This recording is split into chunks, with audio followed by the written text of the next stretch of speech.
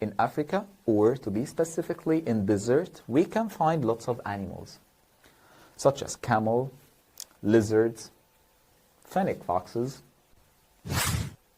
Let's start by the fennec fox, the cutest canine ever, the cutest animal in our curriculum.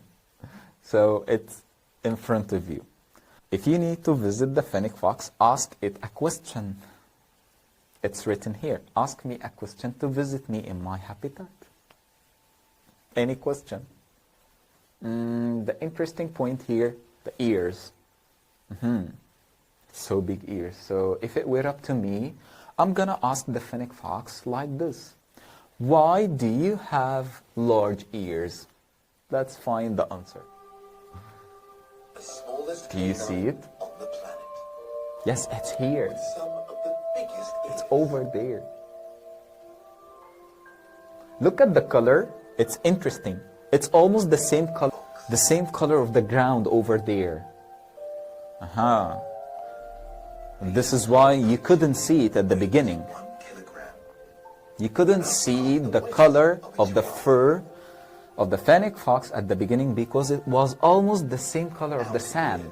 Where food is scarce, it pays to eat as much to survive. Amazing. It's looking for food, maybe insects, small and tiny creatures over there. But look, it's so sunny. Challenge is the heat. Yes, that's the greatest challenge for the fennec fox, the heat. The weather is so sunny, That's where those ears but it survives.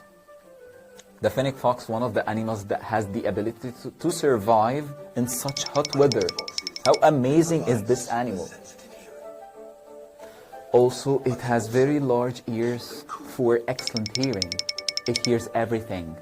Each ear is packed It hears the movement of insects, which they fill the with small blood prey, their food. to rise. It's looking for them. The faintest desert breeze is all they need. It's not cute all the time. By the way, it needs to eat some food, so sometimes we do not consider the fennec fox a prey. Sometimes we consider it a predator. So is it complicated point? Is it prey or predator? No. Sometimes it's a prey for the big animals. Sometimes it's a predator for the small animals. So it eats small animals, sometimes creatures, insects, something like this. So in this moment, it's a predator. In other times, if we have bigger animals, more predator animals, they can eat it because it's tiny and very small. What are the adaptation tools in the fennec fox? This is the main target. We need to know this. This is the main point.